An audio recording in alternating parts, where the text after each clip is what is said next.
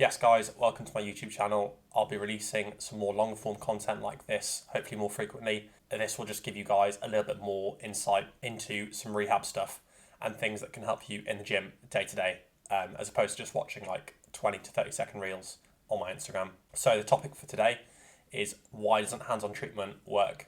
So hands-on treatment is really, really good for short-term pain relief, and it has a really good placebo effect and is used very commonly in professional sporting environments where the athletes are already doing everything else to basically maximize their performance in terms of sleep, nutrition.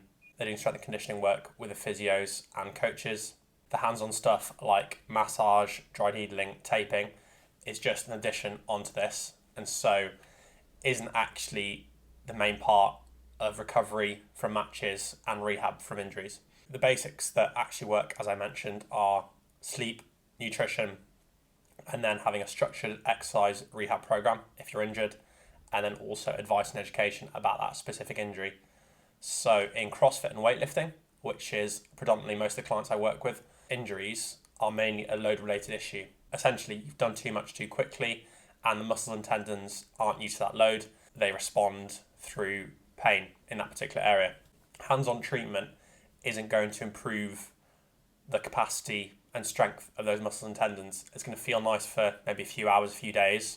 So it's why you have a massage or dry needling every maybe 2-3 weeks, and then you just keep going around this cycle of, it feels better for a few days, and then, that's starting to niggle again. I liken it exactly to training. So it's exactly the same as trying to get a stronger deadlift by going for massages. In this context, it sounds really stupid, but obviously in a rehab context, a lot of people think it's a good option. But rehab, in that sense, is very similar to training.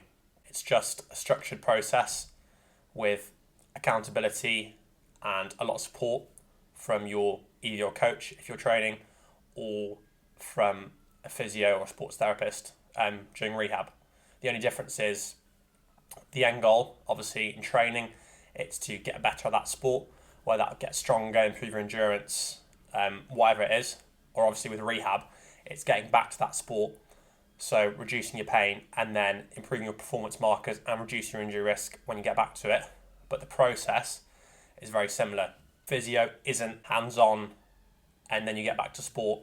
It's a tiny little bit of hands-on in these professional sporting environments that you see, and that isn't making a massive difference. The things that are making a big difference is a structured exercise program with appropriate exercise progressions, a range of movements, plyometrics, educating the players, or in my case, the clients, about the injury so they understand what feels normal, what doesn't.